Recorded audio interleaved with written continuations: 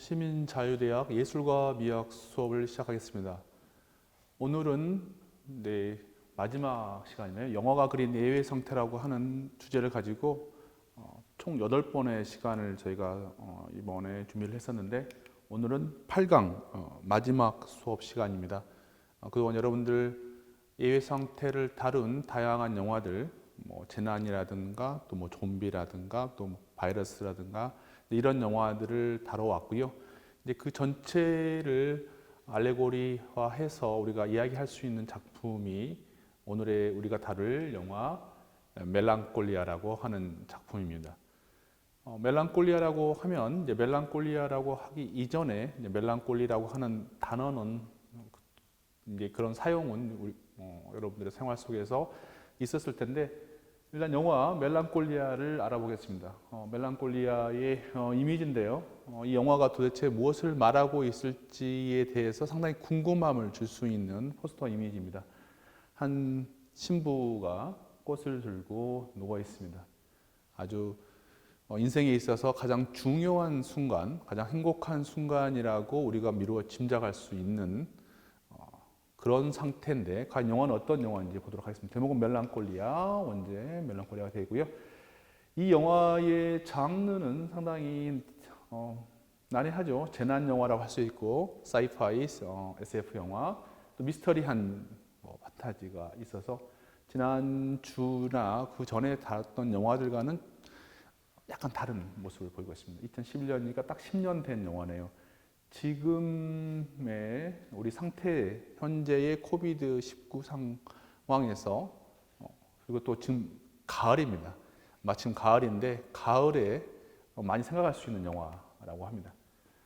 2시간이 넘어가는 긴 러닝 타임인데, 혹자에 따라서는 상당히 영화가 더 길게 느껴지는 사람이 있고, 이 영화의 내용을 특히 정신으로 받아들이는 사람한테 영화가 또 금방 지나가기도 합니다. 라스 폰 트리에라고 하는 감독이 있습니다. 우리가 바라보겠지만 문제적 감독의 영화고요.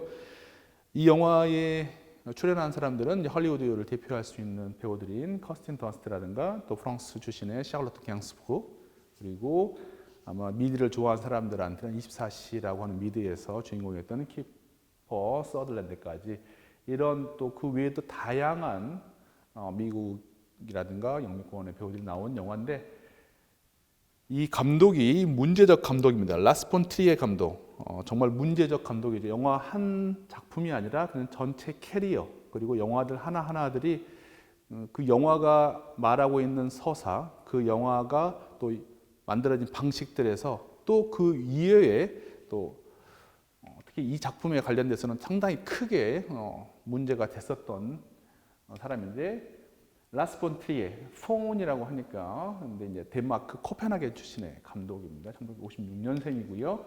작품들을 보면은 정말 영화를 좋아하는 사람들한테, 특히 이제 미술 영화라든가 또 시네필 사람들한테는 생각이 들 수 있는 유로파, 또 킹덤이라고 하는 것은 영화는 아니고 아시다시피 이제 이건 드라마, 그리고 브레이킹 더 웨이브라든가 백칠들, 어둠 속의 댄서, 도그빌, 만델레이, 특히 이제 안티크리스트라든가 멜랑콜리아, ним포매니악하고 살인마 재개집, 특히 이제 아마도 사람들에 따라 다르겠지만 저 같은 경우는 어둠 속의 댄서라고 하는 작품을 통해서 처음엔 제대로 라스 폰 트리에 감독을 만났었고, 도그빌이라고 하는 영화에서는 정말 영화적인 어마어마한 실험이지 않습니까? 이렇게 아무것도 없는 큰 공간에다가 바닥에 이렇게 선만 그려놓고 마치 집이 있는 것처럼 이렇게 행동을 하면서 영화를 찍었었고, 그 이전에 어둠 속의 댄스라든가 도그빌, 만델레이도 하나로 카테고리화시킨 세 개의 영화를 연작으로 볼 수 있고, 전체적으로 모든 게 필모그래피가 하나의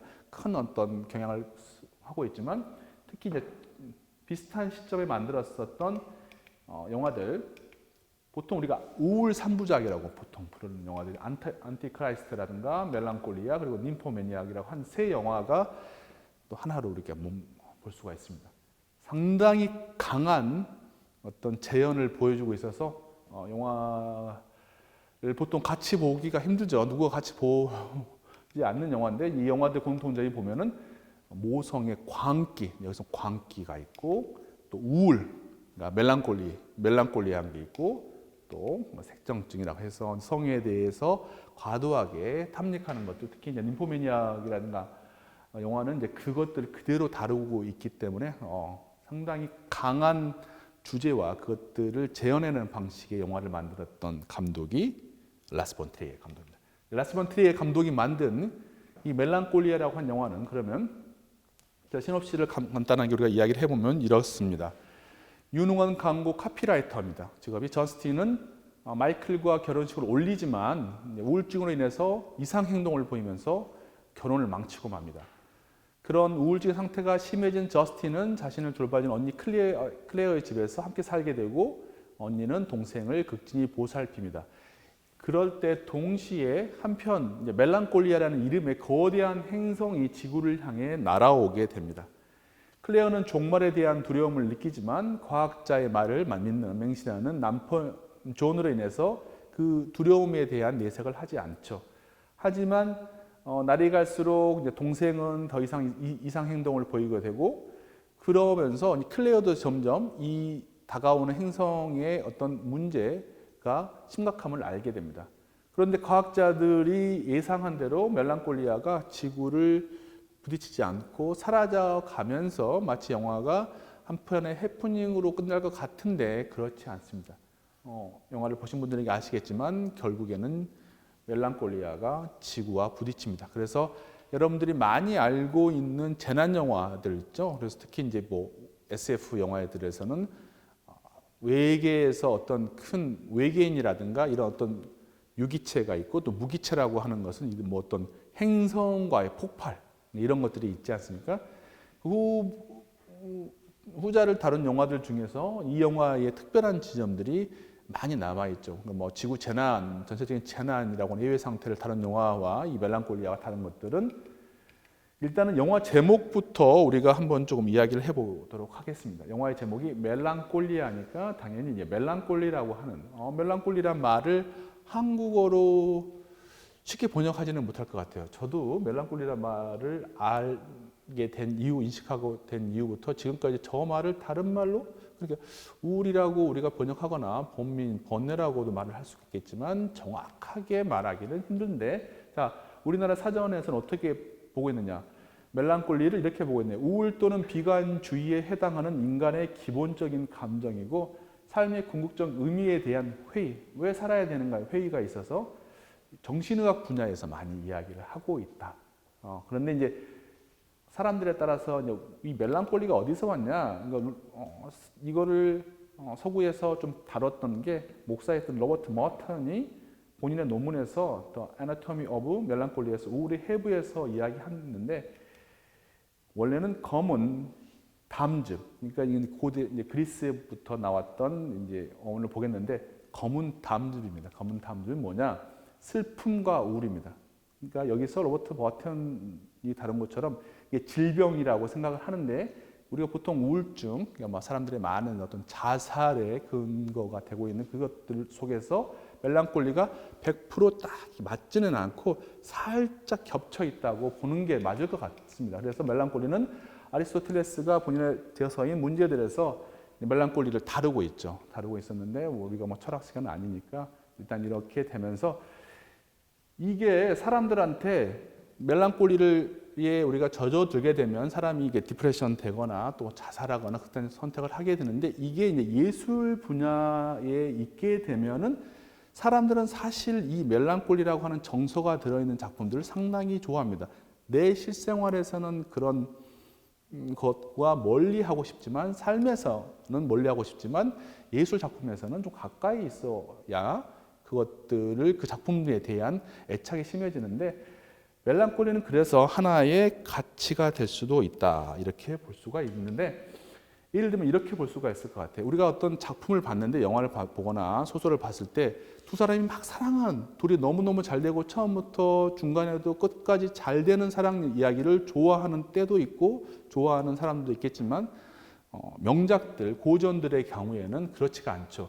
한쪽이 일방적인 사랑, 그러니까 그리고 그것이 이루어지지 않을 때 사람이 느끼는 어떤 감정, 이 멜랑콜리한 감정을 보여주는 작품에 우리가 더 애착을 많이 갖고 있죠. 뭐 로미오와 줄리엣 그리고 이제 영화에서 이 영화에서 어떤 근간이 되는 작품이 이제 나오게 됩니다. 그래서 특히 이제 이 영화가 영화이면서도 음악으로부터 상당히 많은 영향을 받았고 혹자에 따라서는 이게 영화가 어떤 음악 오페라를 이미지화했다고도 이제 많이 이야기가 되는데 독일의 낭만주의 음악 리하르트 바그너의 작품의 특정한 작품이 이 영화에서 그대로 드러나는데 중세에 있는 어떤 이제 설화, 신화 같은 이야기 중에서 트리스탄과 이졸데라고 하는 게 있습니다. 이거는 정말 많은 사람들이 문학이라든가 음악이라든가 영화로도 만들었던 이제 우리나라 식으로 보면은 뭐 좀 과거의 어떤 설화 같은 것들이 있는데 이것을 바그너가 이 이야기를 근간으로 이제 소설 같은 것 근간으로 본인의 더 많은 해석과 결정적으로 당시에 본인의 후원자 부부 중에서 이제 부인을 사랑하고 이루어졌던 사랑 속에서 되게 번민하고 있을 때에 이런 이제 어떤 내용인지는 제가 말씀드리겠는데 일단은 이제 트리스탄이라고 하는 것은 이제 프랑스어로 트리스탄, 트리스트 슬프다는 의미인데 남자 주인공이 벌써 슬프다는 애요. 이 트리스탄과 이졸데라고 하는 것이 있는데 이제 더군다나 이제 이 음악이 있고 이 음악을 기반으로 영화가 만들어졌고 이 음악은 어디로부터 또 영향을 받고 있느냐? 쇼펜하우어의 철학으로부터 이 바그너가 깊게 영향을 받았다는 거죠. 받아서 의지와 표상으로서 세계라고 하는 작품을 보고 바그너가 당시에 자기의 마음 상태와 쇼펜하우어의 철학이 합혀져서 그래서 이 작품이 나왔고 이 영화에서 정말 제일 중요한 요소가 뭐냐고 한다면 사실 영화라고 하는 것은 이미지와 사운드, 소리와의 결합인데 음악이 상당히 중요한 역할을 하고 있습니다. 그래서 여기다가 영화의 영감을 또 들어간 것은 이제 하녀들이라고 레 본느라고 하는 두 명의 하녀가 그들의 여주인공을 살해하는 내용인데 이거는 뭐 클로드 샤브롤의 영화에서도 이제 봉준호 감독이 정말 영향을 많이 받은 클로드 샤브롤의 영화에서도 이런 이야기가 있는데 이 영화에서는 이제 두 명의 자매가 저스틴과 클레어라고 하는 두 명의 자매가 이렇게 서로 다르면서 서로 역할을 바꿔갑니다. 역할을 바꿔가는 게 있는데 영감을 받았었고 이것을 위해서 이 영화가 전체적으로 보면 크게 보면 두 개로 나누어져 있는 것 같습니다. 1부와 2부로 나누어져 있는 것 같고 조금 더 깊이 들어가면은 이게 이제 4부로 나눠진 것 같은 느낌이 드는데 영화가 시작하기 전에 이제 소곡이 있고 파트 1이 있고 파트 2가 있고 파트 2 끝난 다음에 이제 암전에서 파트 4로 이렇게 구분할 수도 있겠지만 크게 보면 두 가지로 나눌 수가 있는데 영화가 명시적으로 파트 1, 파트 2 이렇게 이야기가 됩니다. 그래서 두 부분이 상반되게 일단 촬영을 합니다. 영화의 어떤 서사를 구체적으로 표현하기 위한 방식으로서 영화가 어떻게 표현을 하고 있느냐. 파트 1은 다큐멘터리 영화처럼 찍습니다. 다큐멘터리 영화라고 한다면 뭐가 있냐면은 지금 여러분 제가 지금 촬영을 되고 있는데 이 카메라를 손에 듭니다. 손에 들면 일단 어쩌면 일반적으로 흔들리죠. 흔들리고 있는 것을 영화가 말하고 한 서사에 그대로 집어넣습니다. 다큐멘터리는 사실 대부분의 즉흥성이 많이 요구가 되고 있고 미리 준비되지 않는 촬영 현장들이 많이 있기 때문에 그럴 때는 이제 카메라를 손에 들고 이제 다니게 되는 거죠. 그래서 영화를 보게 되면은 파트 1에서는 상당히 대부분의 그 장면들이 이 핸드헬드라고 하는 손에 들고 찍기 방식으로 되어 있고요. 그래서 이거는 그 라스 폰 트리에 감독에 대해서 영화 자체로서도 유명하지만 그 라스 폰 트리에 감독이 1995년에 했던 선언이 있습니다. 도그마 선언이라고 해서 도그마 1905라고 그래가지고 당시에 라스 폰 트리에 감독과 이제 몇 명의 일단의 감독, 특히 이제 토마스 빈터베르크 감독이 영화의 상업적인 경향에 반대하면서 우리가 새로운 방식으로 영화를 만들어야 된다라고 이제 선언을 하게 됩니다. 이런 선언은 유럽의 영화계에서 자주 있던 일이니까 여러분들이 대략적으로 알고 계시는 뭐 선언까지는 아니지만 새로운 영화 방식, 누벨바그라든가 또 뭐 누보 시네마라든가 뭐 이런 식의 방식들과 어떤 그 선언들과 궤를 같이 하고 있습니다. 새롭게 찍는다 이런 식의 방식이 마치 초창기 라스 폰 트리에 감독의 영화 찍기 방식과 비슷한 것 같고 이제 파트 2에서는 좀 더 안정적으로 카메라가 이게 트라이포드 삼각대 위에 딱 놔두면서 되게 안정적인 방식으로 사물과 인간을 인물을 찍어내는 방식인데 이 두 가지 방식은 그냥 그 말하고자 하는 서사를 강조하기 위한 방식입니다. 그래서 영화 멜랑콜리아는 구체적으로 영화에 대한 장면은 이 영화 같은 경우에는 부분 장면보다는 이게 하나의 덩어리의 시퀀스를 같이 보면서 이야기를 해야 되지만 뭐 여러 가지 저작권 문제로 이제 보여드릴 수가 없기 때문에 이제 사진 이미지로 보여드릴 텐데 그래서 전체적으로 이 영화는 무엇냐라고 하면 또 이렇게 또 한번 이야기를 할게요. 우리가 사는 세계의 모습을 한 명의 인물, 구체적으로 멜랑콜리에 빠진 한 여성, 그러니까 두 여성이라고 할 수 있지만 하나의 여성의 정말 어둡고 우울한 시선과 모습을 통해 그려내면서 결국 이 세계의 극단적인 소멸과 저기는 제가 약간 좀 집어넣은 것 같은데 다가올 미래까지를 한번 제시합니다. 영화가 지구가 멸망하면서 끝납니다. 그렇지만 영화를 보신 분들은 알겠지만 그래서 이 영화가 우리가 지금까지 봤던 많은 예외 상태의 영화들을 보고 나서 기분이 막 기쁘거나 그러기는 쉽지 않을 것 같은데 특히 이 영화를 보게 되면 상당히 사람이 밑으로 쭉 좀 침전된 듯한 느낌의 저도 최근에 이 영화를 다시 보면서 이게 세상을 바라보는 게 되게 좀 어두워지더라고요. 그런데 그게 이제 목적만은 아닙니다. 사실은 그 감독도 본인이 우울증에 항상 빠져 있다고 본인을 이렇게 설명하는 사람이니까 우울증에 빠진 사람이 우울증에 걸린 사람을 만든 영화가 영화 멜랑콜리아인데 그래서 후적인 인물 저스틴은 어떤 사람이냐 정말 전반부 영화 보면은 이 사람은 그냥 결혼식 삶에 있어서 가장 중요한 하나의 행사라고 했을 때 특히 본인의 의지로 우리가 태어나고 죽는 것은 의지의 영역이 아니라고 우리가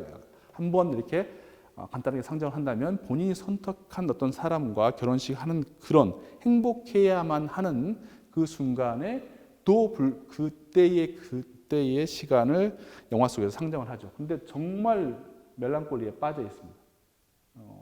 영화를 보면 그래서 이거는 이제 그 라스 본 트리에 감독이 이제 영향을 받은 톰 크리스텐슨의 그 작품에서도 보면은 항상 말하고 있는 게 뭐 난파, 죽음, 소멸, 뭔가 어두운 지금 딱 가을에 어울리는 그런 느낌들이 있는데 후반부에는 오히려 이 사람이 좀 바뀌어갑니다. 그래서 언니하고 역할이 바뀌어가요. 언니는 처음에 동생한테 야 결혼식이니까 너가 행복해야 돼 막 이런 것들을 요구하고 뭔가 사회 체제에 순응하고 이제 다가는 일반적인 우리의 모습이겠죠. 후반부에 위험이 진짜로 왔을 때는 급속도로 무너지는데 그때 반대로 저스틴이 바뀌어갑니다.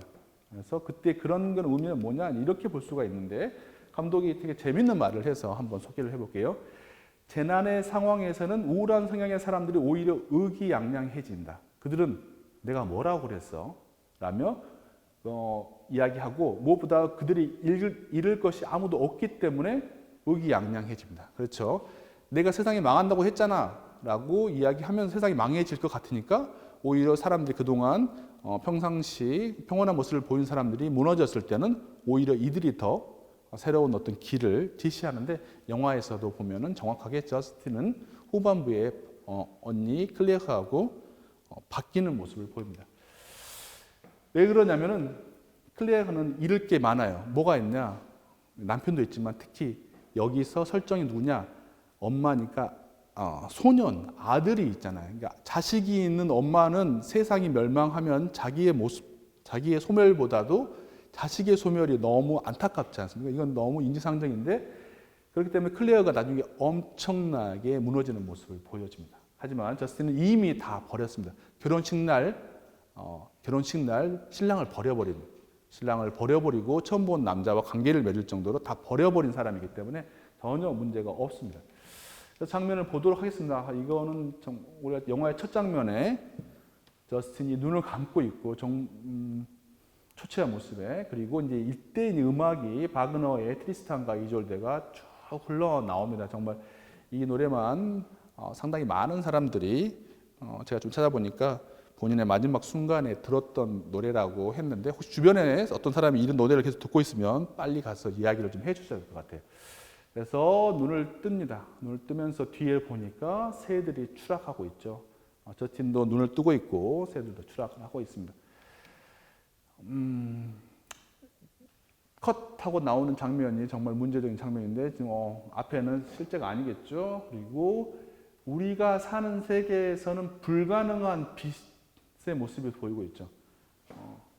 나무가 있으면 우리가 밖에 나가서 우리는 분명히 그림자가 한쪽으로만 생기는데 두 개의 그림자가 생기면 이거는 예외 상태죠.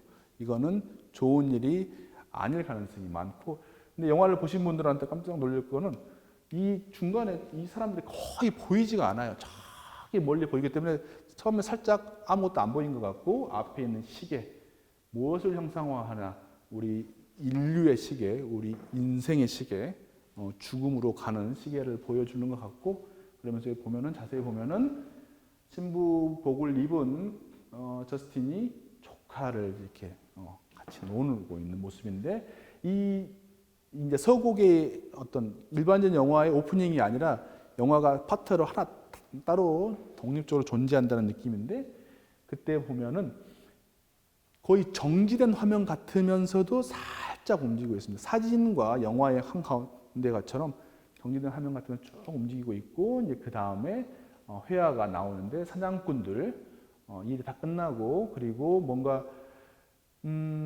어두운 멜랑콜리한 모습의 사냥꾼들이 어디로 돌아가고 있는데, 이 회화가 불타오르고 있습니다. 불타오르고 있고, 음악은 계속 나오면서 거대한 행성이 접근되고 있습니다. 뭔지 모를 행성이고 설명이 그대로 되지 않죠. 가까이 가고 부딪혀서 덮어버리는.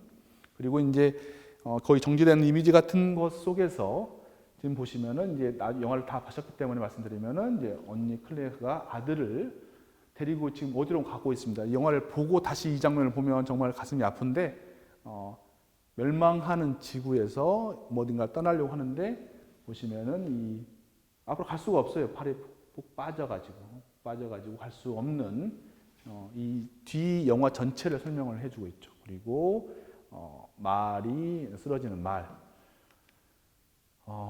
없는 기수는 이 바닥에서부터 올라오는 듯한 이 벌레들과 고색 창연한 모습들, 그리고 여기 보시면 이제 세 명의 인물이 있죠. 저스틴이 이제 있고, 조카가 있고, 클레어가 있고, 이러면서 천천히 움직이는 이 뭔가 세기말적 이미지, 그리고 세 개의 행성들이 보여지고 있습니다. 그리고 이 뒤쪽이 멜랑콜리하고 이게 지구입니다. 이제 부딪히겠죠. 충돌하고 소멸하게 될 이미지들을 보여주고 있습니다. 영화 후반부에서 가장 이제 보여줄 수 있는 이미지들이 이 영화 초반의 서곡에서도 이렇게 제시되고 있고요. 아주 유명한 이미지죠. 신부복을 입은 여자가 앞으로 나가려고 하는데, 이 숲에 있는 어떤 나뭇가지들이 이 사람을 잡고 있어서 언뜻 보면 무슨 패션쇼의 패션 이미지 같지만, 여기서는 이 어두운 숲 앞으로 나가려는 한 여자 보여지고 있고요. 그리고 와 멜랑콜리아가 부딪혔다가 부딪히는 모습에서 다시 컷해서 이제 중요한 이제 저택에서 바깥을 바라보는, 보시면은 이제 불타고 있는 나무가 보이고, 마치 오펠리아처럼 물 속에 누워서 꽃을 들고 있는 여성의 모습, 뒤에서 이게 전체적으로 거의 정지 이미지입니다. 영화의 이미지가 거의 지금 보고 계시는 사진 이미지하고 거의 비슷합니다. 지금 거의 제가 모든 컷을 다 이렇게 지금 제시를 하고 있는데, 그런데 후반부에 보니까 뭔가를 만들고 있는데, 지금 지구가 다 멸망해가는 와중에, 그래서 어마어마한 크기죠. 이게 지금 지구입니다. 우리가 살고 있는 지구인데, 이보다 큰 지구와 부딪혀서 뻥 하고 이렇게 해서 서곡이 끝납니다. 그리고 아웃. 네. 이렇게 해서 이제 프롤로그에서는 뭐냐면은 방금 말씀드린 그 이미지는 정지되거나 거의 천천히 움직입니다. 그런데 바람을 이제 아마 촬영했을 때 바람을 계속 보냈기 때문에 우리가 바람의 영향으로 어떤 머리카락이라든가 나뭇잎 움직여서 이게 천천히 움직이고 있는 것 같고, 이 음악 말씀드렸던 트리스탄과 이졸데의 서곡, 교향곡 서곡의 8분 길이를 그대로 영화를 다 끝난 다음에, 그러니까 촬영이 끝난 다음에 감독이 하나하나 순서를 만들었다고 하더라고요. 재난이나 위험 이미지들. 세상이 종말입니다. 그래서 음악은 그래서 이 음악과 이 이미지가 같이 가고 있고요. 막셀 포스트가 이제 프랑스의 근대 문학, 20세기 문학의 최고봉인 그래서 포스트가 본인의 대표작인 잃어버린 시간을 찾아서에서 트리스탄과 이졸데입니다. 대졸데의 서곡이 음악사에서 가장 중요한 작품 중에 하나라고 언급할 정도로 그것들을 그대로 움직여서 영화를 만들어냈습니다. 그래서 영화는 시작되고 영화에 본인의 감독의 이름이 쭉 나와 있네요. 불탄 라스 폰 트리아의 멜랑콜리아라고 하는 작품이 있고 이제 파트 1이 저스틴이 시작되고요. 이렇게 아주 명시적으로 파트 1, 그러니까 오페라의 구조를 따라가서 파트 1이 되고 여기 이야기는 파트 1은 마치 어떤 약간 우리나라식 막장 드라마 같은 어떤 외피를 가지고 있죠. 뭐냐면 결혼식인데 우리나라에서는 이제 결혼식이 이제 결혼식장에서 결혼하고 바로 피로연하는데 유럽에서는 결혼식은 이제 보통 이제 교회에서 하고 피로연이라고 하는 제도를 갖게 되죠. 피로연은 뭐냐면은 어떤 특정 지역, 특히 이제 좀 이렇게 유복한 사람들은 저택 같은 성에서 모여가지고 그러니까 1박을 하면서 이렇게 생활을 보내게 되는데 방금 결혼한 부부를 위한 피저택에서의 피로원입니다. 저스틴과 마이클이 있는데 신부의 가족도 있고 직장성도 있으면서 이렇게 일반적인 사람들 조금 전에 말씀드린 것처럼 카메라 핸드헬드 방식으로 되게 가깝게 인물한테 가깝게 오고 이게 뒤로 빠지고 이런 모습인데 여기는 약간 가정 드라마 같은 모습이 됩니다. 그런데 여기가 약간 이 사람들이 되게 고립되어 있어요. 고립되어 있는데 되게 개인주의적인 사람들이고 그래서 여기만 봤을 때는 이 저스틴이 하는 이상 행동이 가족 간의 소통 부재. 아시다시피 결혼식 날 엄마가 일어나서 이렇게 말하죠. 결혼이 필요 없는 거라고 말하고 아버지는 2명의 여자를 데리고 결혼식장에 등장하고 이런 모습들 속에서 그런데 여기서 이제 그런 외피 안에 조금 더 깊이 들어가면은 이제 그 멜랑콜리라고 하는 게 지금 이 별이죠. 근데 이게 이제 아마 이 고리가 없는 거를 큰 목성이라고 하나? 그 이제 행성일 수 있어요. 행성 이름이 멜랑콜리인데 이 영화에서 분명히 그게 다가오고 있는데 전체를 봤을 때 이게 재난 영화하고 다른 지점 중에서 눈에 확 띄는 게 있어요. 우리가 지난번에 봤었던 많은 영화들 중에서 보면은 감기라든가 괴물이라든가 이런 영화들 보면은 어떤 큰 예외 상태가 발생하면은 사회가 등장하죠. 정부가 등장하고 그것들에 대해서 무슨 문제가 있습니다. 좀비가 발생했습니다. 도망치십시오. 이런 게 있는데 영화에서 아예 안 나옵니다. 그냥 거대한 별만 점점 차분히 오는데 우리가 지난번에 좀비 영화 봤을 때 느릿느릿 오는 좀비의 거대한 형상처럼도 느껴지고 있습니다. 군대도 나타나지도 않고 그 후반부에 보면은 이 주인공 클레어가 마을로 가는데 마을 모습이 한 번도 안 보이지 않아요. 그냥 저택 안에서만 지구의 종말을 맞이하고 있어요. 그리고 이 사람들은 뭔가 위험이 오고 있는데도 불구하고 언급조차 하지 않습니다. 누구만 힘들다? 저스틴만 힘듭니다. 그래서 그렇다면 저스틴이 왜 그랬는지를 우리가 파트 2까지 봤기 때문에 우리가 다시 한번 우리는 이제 전체적으로 숙고를 해보면 이렇지 않을까. 저스틴은 자기가 죽는 걸 알고 있습니다. 근데 우리 누구나 다 자기가 죽는 걸 알고 있죠. 근데 그걸 어떻게 인식하느냐의 차이인 거죠. 저스틴은 그게 너무 자기한테 명확하게 오는 사람이고 다른 사람들은 그런 위험이 오는 거를 알기는 알지만 마치 오지 않는 것처럼 살고 있지 않습니까? 그런 여러 가지 이유가 있겠지만 그래서 저스틴은 이 멜랑콜리가 와서 지구를 터뜨리고 지구가 없어진 걸 알고 있기 때문에 여기서 하는 결혼식 남편과의 무슨 약속 이런 게 하등의 의미가 없다는 거죠. 그래서 멍해지고 현실과 거리되면서 정신 상태에 빠져 있는데 처음에는 사람들 돈 많은 존, 그 아이를 키우는 클레어한테는 이게 너 왜 그러냐, 너 지금 이렇게 살지 말라고 하는데 점점점 그 위험을 느끼게 되면서 오히려 저스틴보다 더 한순간에 다 무너지게 되죠. 그래서 영화를 보시면 지금 상징적인 것 같은데 결혼식 피로연에서 신부가 다른 사람 하객들이나 남편과 있지 않고 혼자 밖으로 나옵니다. 왜? 알고 소멸되는 걸 알고 있기 때문이죠. 여기서 되게 재밌는 영화를 보면서 상당히 재밌는 게 이제 콩 숫자 맞추기, 영화를 보신 분들한테 이제 콩이 숫자가 몇 개가 있는지를 맞추는 어떤 게임을 하게 됩니다. 그런데 후반부에 아시지만 정말 의미가 하나도 없는 거죠. 그런데 이 콩 숫자를 누가 맞히겠습니까? 이 여성만 알고 있어요. 이 사람만 알고 있어요. 근데 클레어는 그러면 다가올 미래를 더 많이 아는 사람으로 서사적으로 이제 장치를 해놓은 거죠. 콩 숫자 맞추기. 그런 게 있는지 모르겠지만 실제로 언뜻 보면 아빠인데 너무너무 좋아요. 아빠가 사랑하는 아빠인데 아빠는 엄마하고 이혼하고 엄마에 대해서 결혼식장에서 엄마에 대한 안 좋은 말을 하고 2명의 여자를 데리고 사귀는 여자 2명을 데리고 딸의 결혼식에 나타날 정도로 철없는 사람이죠. 엄마는 딸의 결혼을 축복하기는커녕 결혼 제도에 대해서 악담을 퍼붓습니다. 하필이면 결혼식장에 와가지고. 그리고 언니는 그래도 너가 너 결혼식을 위해서 내가 얼마나 돈을 썼고 형부가 썼고 다 왔으니까 맞춰달라고 하죠. 사회적인 어떤 인식대로 행동하라고 합니다. 근데 사실 이 저스틴이 갑자기 무너지게 되는 순간이 언니로부터 이런 말을 들었을 때부터입니다.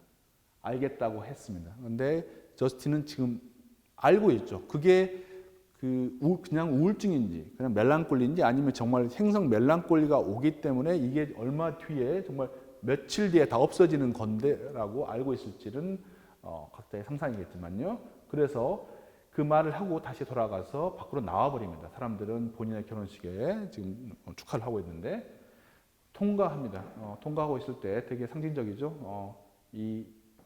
마치 저스틴의 생각이 바깥으로 현재보다는 그다음 올 어떤 소멸, 파멸을 보고 있다는 생각. 그래서 계속해서 바라보고 있죠. 계속해서 바라보고 있습니다. 지금 여기 결혼식이 중요한 게 아니라 점점 좀 다가오고 있는 멜랑콜리를 발견하고 있죠.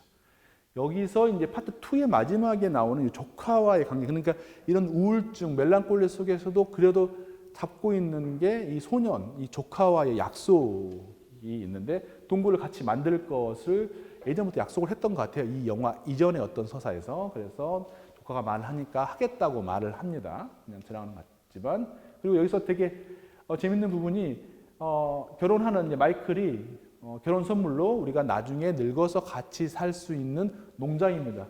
상징적이게도 과일 중에서도 사과 농장이죠. 당장 내일 지구가 멸망하면 사과나무를 심겠다고 하는데 마이클은 심을 것 같지만 저스틴한테는 아무 의미 없는 거죠. 그래서 버리고 가버립니다. 진짜로 내일 멸망하니까요. 그래서 본인의 결혼식에서 이렇게 앉아 있습니다. 왜? 알고 있기 때문이죠.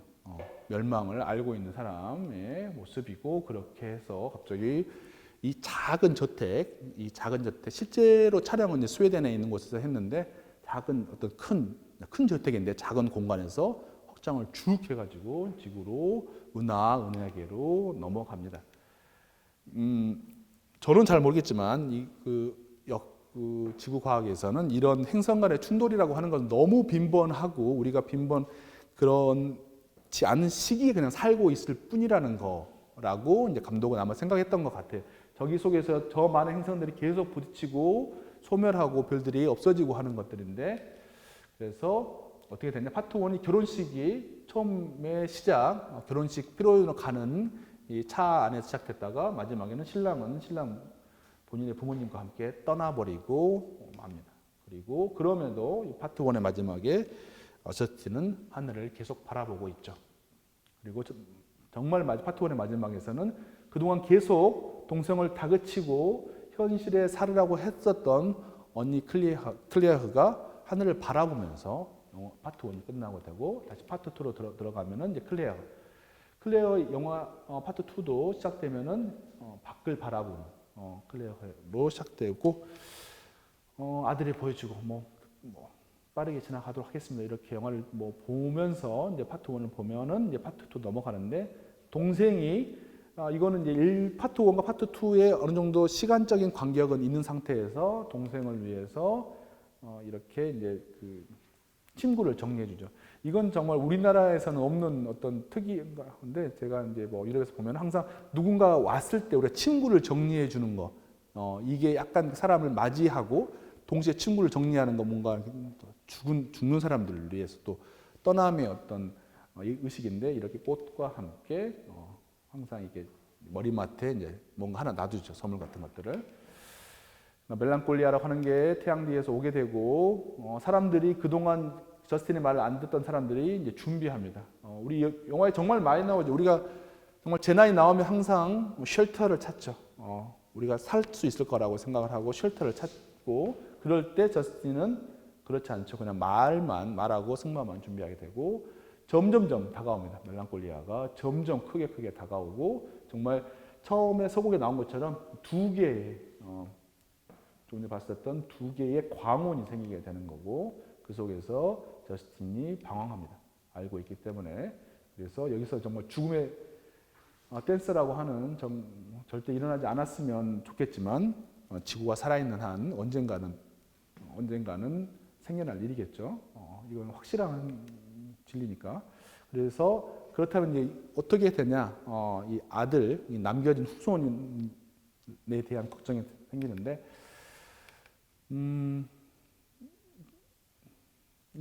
이럴 때 보통의 재난 영화라면 사람들이 막 패닉되고 정부가 뭘 하고 도망치고 이랬을 텐데 그냥 딱 이 저택에서만 모든 지구의 종말이 제시됩니다. 커지고 있고요. 여기서 이제 영화를 보신 분들은 알겠지만 이 어느 정도의 이 철사를 만들어 놓고 어떤 대상을 이렇게 맞춘 다음에 5분 뒤에 봤을 때 그게 커지거나 작아진 것을 보고 그 대상이 뒤로 물러나거나 앞으로 오는 아주 오래된 트릭인데 영화 속에서 주인공인 클레어가 이걸 5분 뒤에 봤더니 커진 걸 봤을 때 완전히 무너지게 되는 거죠.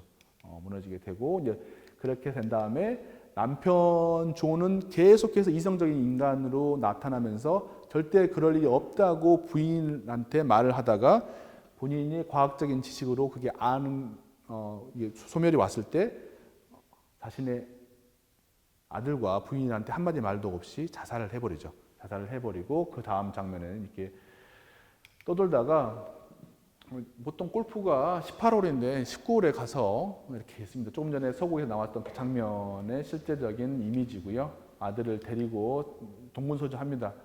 자기의 죽음은 알겠지만 아들을 살리고 싶지만 그렇게 될 수 없죠. 그래서 영화의 마지막 부분에서 이렇게 우리 이 주인공들이 세상의 어떤 종말을 대비하면서 만들었던 어떤 게 영화 속에 막 거대한 어떤 사람들 쉘터라든가 지하 속에 뭐라든가 외계로 가는 우주선이 아니라 이 나무 조각으로 설기설기 피라미드 형태로 만들어 놓은 이거 하나입니다. 이것이 세계의 종말을 준비하는 이 사람들이고 거의 가까이 온 멜랑콜리아 앞에서 이 세 사람은 정말 이게 영화의 거의 마지막 장면이죠. 이 사람들이 이제 종말을 대비하는 장면입니다. 대비하는 장면이고 결국에는 부딪히고 이제 지구에 사는 모든 생명의 소멸을 상징적으로 보여주는 장면을 통해서